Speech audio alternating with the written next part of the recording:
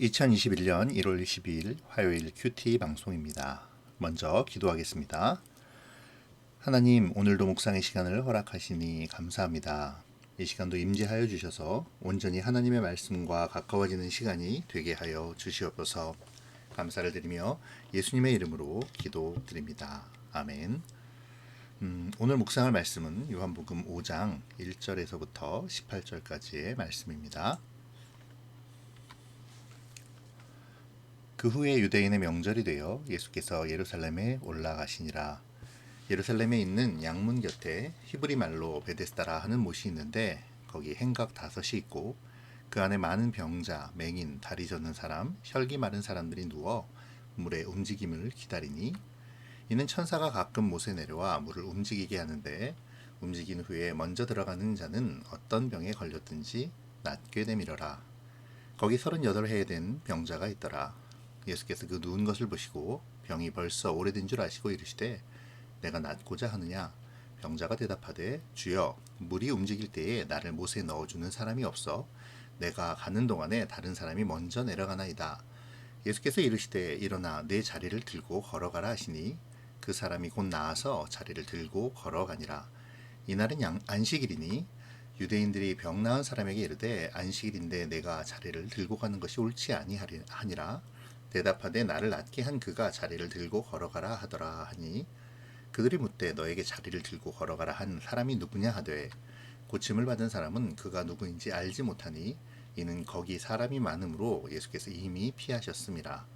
그 후에 예수께서 성전에서 그 사람을 만나 이르시되 보라, 내가 나았으니 더 심한 것이 생기지 않게 다시는 죄를 범하지 말라 하시니 그 사람이 유대인들에게 가서 자기를 고친 이는 예수라 하니라. 그러므로 안식일에 이러한 일을 행하신다 하여 유대인들이 예수를 박해하게 된지라. 예수께서 그들에게 이르시되 내 아버지께서 이제까지 일하시니 나도 일한다 하시매 유대인들이 이로 말미암아 더욱 예수를 죽이고자 하니 이는 안식일을 범할 뿐만 아니라 하나님을 자기의 친아버지라 하여 자기를 하나님과 동등으로 삼으심이로라. 아멘. 오늘 본문은 예수님께서 안식일에 베데스다라는 연못에서 38년 된 병자를 고치신 사건과 그에 따른 유대인들과의 갈등을 기록한 내용입니다. 먼저 베데스다라는 연못을 좀 설명드려야 할 것 같은데요. 이 연못은 본래 기원전 2세기경 기존의 연못을 개량하여 만든 길이가 약 110m, 너비는 평균 약 70m, 그리고 깊이는 7, 8m가량 되는 두 개의 쌍둥이 연못이었다고 하죠. 이 연못은 계곡에서 흘러온 빗물을 모아 성전에 물을 공급하기 위한 목적과 더불어서 종교적이고 또 의학적인 치료를 목적으로 건설되었다고 하네요. 그리고 이 연못 중에 하나가 성전에서 희생 제사를 드리기 위해 제물인 양을 깨끗이 씻겨서 들어가게 했던 그러한 곳이기도 했다고 합니다. 그곳에는 오늘 본문에 행각이 5개가 있다고 기록하고 있는데요. 여기서 말하는 행각은 회랑이라고도 하고 또 헬라어 원어로는 스토아라고도 하는 그러한 건물입니다. 옆으로 길게 선 건물로 작은 방들이 빽빽하게 들어차 있었던 그러한 건물이었다고 하죠. 철학사를 보면 스토아 학파가 바로 이런 건물에서 공부하던 사람들이었습니다. 이런 행각이 연못의 4귀퉁이에 1개씩 있었고 또 연못의 가운데에도 1개가 있었다고 하는데요. 아마도 이 5개의 행각에 각종 병자들이 가득 차 있었을 것으로 생각됩니다. 이곳에 모인 병자들은 병자였기 때문에 예루살렘 구역 내에 있으면서도 유대인의 절기를 지킬 수 없었습니다. 하나님의 성전에 들어가서 절기 예배에 참석할 수 없는 소외된 사람들이었다는 것이죠. 병자인 것도 서러운데 하나님 앞에 드려야 할 예배에도 소외되어 버린, 그래서 하나님께서 만민에게 베푸시는 은혜도 사랑도 보호도 축복도 받지 못하는 가련한 세월을 보내온 그러한 존재들이라는 것이죠. 더구나 본문의 베데스다는 양문 곁에 있었다고 합니다. 병자들은 양문 곁 행각에서 많은 사람들이 절기 때마다 양이나 소나 염소를 가지고 하나님께 제사 드리려고 하는 모습을 보았을 것입니다. 사람들이 제사를 드리고 죄사함을 받아 모든 염려와 걱정과 근심을 내려놓고 하나님께서 베푸신 은혜와 축복을 받아서 기쁨으로 돌아가는 모습을 바라만 보며 부러워했을 것이라는 것이죠. 그런데 왜 이들은 이곳에 있어야만 했을까요? 3절과 4절을 보면 그 이유가 나오는데요. 여기서 잠깐 주목할 사실은 말씀에 괄호가 있다라는 사실입니다. 이것은 이 부분의 말씀이 실제 사실을 말해주는 것이 아니라 당시 사람들이 전해 들었던 소문을 말하고 있다는 것을 알려주는 것이죠. 말 그대로 소문이라는 것입니다. 사실 이 소문은 고대 이스라엘의 전설을 바탕으로 알려져 있는데요. 아담이 죽게 되었을 때 아들 셋이 아버지를 살리려고 에덴 동산에서 생명나무 가지를 가져오다가 이 베데스다 연못에 빠뜨렸다는, 그래서 그 후로부터 물이 움직일 때마다 먼저 들어가는 자의 병이 낫는다는 그러한 전설이라는 것이죠. 학자들은 이 베데스다 연못이 간헐천이라고도 이야기를 합니다. 간헐천은 지하에 있는 용암이 연못 가까이에 지나가고 있어서 이따금 용암 가스가 분출되면서 물이 하늘로 솟구치는 셈을 말하는데요. 유황 성분이 많아서 피부병과 같은 질환에 도움이 되는 우리나라의 온천 정도로 생각하시면 될 것 같습니다. 만약 그렇다면 이 연못에서 치유된 사람들은 아마도 간단한 피부병이나 부스럼을 가진 사람들이 아닐까 싶습니다. 그럼에도 그 전설만을 놓고 본다면 이 베데스다는 희망과 치유가 있는 참 신비롭고 아름다운 곳이 아닐 수 없죠. 그래서 거기 모인 각양각색의 병자들은 그곳에 누워서 혹은 앉아서 물이 움직일 때만을 기다리고 있는 것이겠지요. 그런데 바로 여기에 슬픈 현실이 있습니다. 물이 움직인 후에 먼저 들어가는 자에게 라는 함정이 있는 것이죠. 이 연못은 오직 1등만 구원해주는 연못입니다. 2등은 소용이 없는 것입니다. 자, 그러면 생각해 보시죠. 물이 갑자기 움직였을 때에 맹인이나 다리를 저는 사람이 과연 1등으로 들어갈 수 있을까요? 손발이 마비된 중풍병자는 어떨까요? 오늘 38년 되어 누워있는 병자는요. 여러분, 누가 들어갈 수 있는가 생각해 보면요. 물이 움직인 후에 제일 먼저 들어갈 수 있는 사람은 재빨리 뛰어갈 수 있는 사람 아닐까요? 결국 남보다 병이 덜 중한 사람이 그곳에 들어갈 수 있다는 것입니다. 진짜 중병에 걸려서 움직이기 힘든 사람들, 일어나지 못하는 암진뱅이 같은 사람들은 이 연못에 1등은커녕 전혀 들어갈 수조차 없었다는 사실이죠. 깊이 생각해보면 베데스다는 병자를 치유하는 장소이지만 정말 치료를 급박하게 필요로 하는 사람들은 절대로 치유될 수 없는 모순을 가지고 있는 장소였습니다. 이 베데스다 연못이 정말 안타까운 이유는 절대로 1등으로 들어갈 수 없는 이 불쌍한 사람들이 끝내 이 연못을 포기하지 못하고 희망을 가지고 있다는 사실이죠. 맹인이, 다리를 저는 사람이, 중풍병자가, 심지어 오늘 우리가 만나는 38년 된 병자까지도 1등을 포기하지 않고 자리를 지키고 있다는 것입니다. 결국 베데스다 연못은 언뜻 보면 구원이 있는 것 같은데 자세히 들여다보면 그곳에는 철저한 절망이요 좌절이 있는 장소에 불과하다는 것이죠. 38년 된 병자가 그동안 자신의 병을 낫기 위해 얼마나 많은 노력을 했을까요? 갖은 노력을 하며 베데스다 연못까지 왔을 때에는 지푸라기라도 잡고 싶은 그러한 심정이었을 것입니다. 그런 그에게 예수님이 찾아오시죠. 우리 주님은 가장 깊은 곳, 가장 아픈 곳까지 내려와서 만나주시는 분이십니다. 그 주님이 이제 그 38년 된 병자에게 물으시죠. 내가 낫고자 하느냐?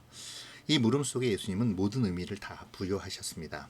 몸과 영혼을 포함해서 내가 구원받기를 원하느냐라는 것이죠. 이 낫고자 하느냐라는 예수님의 질문에 병자는 엉뚱한 대답을 합니다. 원래라면 내 주님 원합니다. 내 몸이 나으면 더 바랄 것이 없습니다. 이런 대답이 나와야 하는데 이 병자는 오히려 불평을 늘어놓는 모습을 보여준다는 것입니다. 물이 움직일 때 나를 도와주는 사람이 없습니다. 라고 말이죠. 여기서 우리는 본질을 잃어버린 병자의 모습을 발견할 수 있습니다. 38년 된 병자가 이곳 베데스다에 온 이유는 원래 몸이 낫고자 하는 것이었습니다. 그런데 어느 순간 이 병자는 자신의 본질을 잃어버리고 말았죠.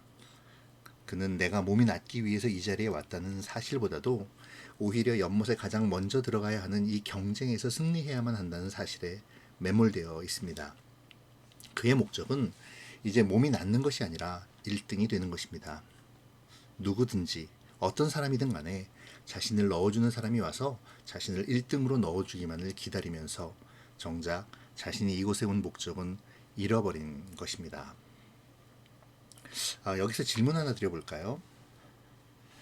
38년 된 병자는 베데스다로 들어가는 것이 나을까요? 아니면 그 베데스다를 떠나는 것이 나을까요? 정말 그 38년 된 병자가 필요한 것이 무엇이었을 것 같으십니까? 38년 된 병자에게 예수님께서는 베데스다를 떠나라고 명령하십니다. 더 이상 의미 없는 경쟁을 집어치우고 무기력하게 누워서 누가 도와주거나 어디서 기적 같은 일이 일어나서 자신에게만 큰 행운이 일어날 것을 기대하지 말고 자리에서 일어나라는 것입니다. 그리고 그 병자는 일어나 자리를 들고 그 자리를 떠나죠. 자, 이렇게 해피엔딩으로 끝나면 얼마나 좋을까요? 그러나 요한복음은 예수님의 이 은혜에 대항하는 한 무리가 있음을 말합니다. 이 사건으로 예수님은 공경에 처하게 되겠죠. 그리고 그들은 예수님을 더욱 미워하게 되고 심지어 예수님을 죽이려까지 하는 모습을 보이고 있습니다. 그 갈등의 발단은 이 날이 안식일이었기 때문이죠. 유대인들은 안식일날 하지 않아야 할 것을 규례로 정해놓고 있었는데 그 중에는 짐을 옮기는 일이 포함되어 있습니다. 재미있는 사실은요. 오늘 38년 된 병자가 일어나 걸어가는 것은 문제가 되지 않는다는 사실입니다. 문제가 된 것은 그가 일어나 걸었다는 것이 아니라 그가 누워 있었던 자리를 들고 걸어갔다는 것, 자리를 들은 것이 문제가 되었다라는 사실입니다. 만약 그가 그 자리를 놓고 걸어갔다면 어쩌면 아무 문제도 되지 않았을지도 모르겠습니다. 유대인들은 샬롬으로서의 안식일의 의미나 하나님께서 창조하신 원래의 모습으로 살아가는 것, 본 상태로의 회복과 쉼이라는 안식일의 정신과는 전혀 상관없이 그저 장로들이 정해놓은 규율로 하나님의 계명을 대신하는 데까지 이르렀습니다. 그러므로 예수님은 이러한 율법을 벗어나서 진정한 안식일의 의미를 다시 회복하시기를 원하셨죠. 복음서 여러 곳에 나타나 있듯 예수님은 장로들의 전통과 언제나 대립하셨고 그냥 지나치는 법이 없으셨는데요. 그들의 삶을 온통 얽매는 장로들의 유전을 깨뜨리지 않고서는 예수님을 통한 하나님의 나라가 임할 수 없음을 아셨기 때문입니다. 예수님께서 오늘 불치병을 고치시는 일은 예수님이 이 세상에 완전한 치유자로 오셨다는 것을 밝히시는 일이며 또한 하나님께서 안식일을 만드신 이유와 그 의미와 그 정신이 무엇인지를 생명 되신 예수님을 통하여 가르치시는 일인 동시에 왜곡되고 변질되고 그릇된 전통의 영향력에 사로잡힌 그 유대인들의 사고를 정면으로 깨뜨리시는 일이었던 것입니다. 병이 나은 이 병자는 이제 명절을 지키러 성전을 가죠. 그리고 그가 성전에 갔을 때 이 사람은 예수님을 다시 만납니다. 예수님께서는 다시 만난 그에게 보라, 내가 나았으니 더 심한 것이 생기지 않게 다시는 죄를 범치 말라라고 말씀하시죠. 예수님이 죄를 사하시는 권세를 가지신 분이시라는 것을 요한복음은 이 말씀을 통해 또 한 번 은연중에 드러내고 있습니다. 계속해서 요한은 예수님의 안식일에 병 고치심을 두고 유대인들이 박해한 것을 기록하면서 예수님께서 안식일의 주인이심을 명백하게 선언하죠. 내 아버지께서 지금까지 일하시니 나도 일한다 라는 예수님의 말씀은 내일 묵상할 19절 20절에서 자세히 설명되는데요. 분명한 것은 주님 안에 아버지께서 계심으로 예수님께서는 주님 안에 계신 아버지께서 일하시는 만큼 일하신다라는 것입니다. 결국 38년 된 병자를 고치시는 분은 예수님이시자 예수님 속에 계신 아버지시라는 것이죠. 결국 예수님이 누구신가를 명확하게 보여주고 있는 것입니다. 예수님께서는 안식일의 주인이십니다. 예수님은 우리처럼 안식일을 지켜야 하는 분이 아니라 하나님과 함께 안식일을 제정하신 분이죠. 그러므로 예수님은 안식일에 무엇을 하고 무엇을 하지 말아야 할지 결정할 권한이 있으십니다. 예수님께서 아버지께서 일하시니 나도 일한다 라고 말씀하신 것은 바로 이것을 말씀하시는 것이죠. 예수님은 안식일의 제정자이신 하나님과 함께 안식일에도 계속해서 구원 사역을 하고 계십니다. 그러나 유대인들은 예수님께서 하나님과 동등하신 분이라는 사실을 알지 못하죠. 그러므로 그들은 이러한 예수님의 말을 듣고 예수님께서 신성을 모독한다고 생각하고 노하여서 예수님을 죽이려고 했던 것입니다. 그들은 예수님께서 안식일을 범할 뿐 아니라 자신을 하나님과 동등되게 함으로 하나님을 모독했다라고 생각하는 것이죠. 예수님에 대한 무지, 이것이 그들이 잘못을 범하는 이유였으며 그 무지는 그들이 하나님의 뜻을 알려 하지 않고 자신의 뜻대로 하나님의 말씀을 왜곡했기 때문입니다.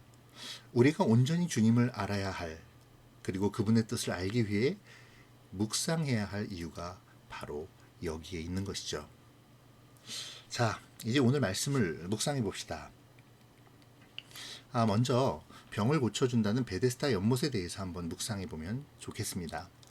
베데스다 연못은 물이 움직인 후에 먼저 들어가는 사람의 병이 낫는다는 전설을 가진 연못이었죠. 그래서 많은 병자들이 헛된 꿈을 가지고 그 주변에 모여들었습니다. 그러나 그곳은 소위 1등만 구원받는 슬픈 현실이 기다리는 곳이었죠. 여기 모여든 병자들, 그리고 예수님을 만난 38년 된 병자의 모습을 생각하면서 우리 자신을 돌아보면 좋겠습니다. 우리는 헛된 소망 가운데 떠나야 할 곳을 떠나지 못하고 있지는 않습니까? 본질을 바라보지 않으면서 다른 것을 핑계대고 불평하고 있지는 않는지요. 내가 떠나야 할 베데스다는 무엇일까요? 두 번째로 일어나 제자리를 들고 내 자리를 들고 걸어가라는 예수님의 말씀을 묵상해 봅시다. 여기서 주목할 것은 예수님께서 그를 위해 어떤 구체적인 치유의 행동을 취하시거나 도움에 대한 보증을 주신 것이 아니라 단지 그에게 믿음을 행사할 수 있는 기회를 주셨다라는 사실입니다. 아니, 예수님께서 친히 병자에게 기회가 되셨다는 것이죠. 물이 움직이는 것이 기회가 아니라 나를 만난 것이 기회다. 이제 내 말을 들어라. 그리고 내가 행동해라. 침상을 들고 일어나 걸어가라 라고 말씀하시는 것입니다. 병자가 찾는 것은 자신에게 도움을 줄 수 있는 사람이었지만 그를 찾아오신 예수님은 도움을 주시는 분이 아니라 은혜를 주시는 분이셨다는 것입니다. 그래서 연못에 넣어주는 것이 아니라 전혀 다른 방식으로 전혀 다른 문제를 해결해 주셨지요. 병자는 기회를 얻기를 바랬지만 사실은 주님이 기회이자 능력이었음을 우리가 기억하면 좋겠습니다. 주님의 말씀대로 하려는 것이 기회요, 그 말씀대로 살아가는 것이 능력임을 우리가 반드시 기억했으면 좋겠습니다. 우리는 주님의 말씀대로 살아가려고 또 순종하려고 노력하고 있는지 우리 자신을 돌아봐야 될 것 같습니다. 세 번째로, 내가 나았으니 더 심한 것이 생기지 않게 다시는 죄를 범하지 말라라는 그 예수님의 말씀을 묵상합시다. 예수님께서 그렇게 말씀하신 이유는 이 사람이 병에 걸린 이유가 죄 때문이었기 때문일 것입니다. 그러면 예수님께서 엄히 말씀하신 다시 짓는 죄는 무엇일까요? 이 병자는 은혜로 치유가 되었죠. 베데스다 연못에 가장 먼저 내려가서 나았거나 율법을 지키는 열심으로 나은 것이 아닙니다. 오직 말씀으로, 오직 은혜로 나은 것이죠. 이 은혜를 기억하라는 것입니다. 다시 옛날로 돌아가 은혜를 망각하고 율법으로나 자신의 힘으로나 자신의 노력으로 살려고 하지 말라는 것입니다. 그 방식으로 사는 것은 죄라는 것이죠. 은혜를 망각하면 그것이 죄고 그 죄의 결과는 더 심한 것이라고 말씀하십니다. 그렇다면 38년 동안 일어나지도 못한 상태보다 더 심한 것은 무엇일까요? 그것은 영원히 일어나지 못하는 것이겠죠. 더 구체적으로는 사망의 권세, 지옥의 권세 아래 놓이게 된다라는 말씀입니다. 다시는 죄를 범치 말라는 주님의 말씀은 죄가 사단이 들어가는 틈인데 사탄으로 말미암은 이 어려운 문제들이 해결되었을 때 그 사실을 망각하고 또다시 죄를 지으면 사탄은 그 죄의 틈을 통해 더 강력하게 들어와 지옥의 권세로 이렇게 끌고 갈 것이라는 것입니다. 그러므로 다시는 그 죄에 빠지지 않도록 우리가 성령님께 죄를 이길 능력을 간구해야 할 것입니다. 하나님 앞에 고백해야 할 죄가 있는지 생각하고 우리가 죄를 고백할 수 있었으면 좋겠습니다. 특별히 회개하면서도 반복하는 그러한 우리의 연약함을 고백하면서 하나님, 성령님, 죄를 이길 능력을 허락하여 주십시오 하고 우리가 간절히 기도하면 좋겠습니다. 마지막으로 아버지께서 일하시니 나도 일한다 라는 예수님의 말씀을 묵상합시다. 예수님은 이 말씀을 통해 자신이 하나님 아버지와 동일하신 그리스도라고 선언하십니다. 그 사실을 알지 못했던 유대인들은 끝끝내 자신들의 잘못을 알지 못하고 예수님이 신성모독을 저지른다고 자신들이 세운 전통과 규례에 얽매여 정죄하고 말죠. 이러한 유대인들의 모습을 바라보면서 우리들의 모습을 좀 돌아봤으면 좋겠습니다. 나는 주님을 나의 뜻에 얽매여서 판단하고 불평하고 또 정죄하고 그렇게 불순종하고 있지는 않습니까? 나는 주님의 일하심을 잠잠히 인정하며 그 일하심에 동참하고 있습니까? 그 일하심에 동참하기 위해서 내가 해야 할 일을 생각해 보면 좋겠습니다. 베데스다란 은혜의 집 혹은 긍휼의 집이라는 뜻입니다.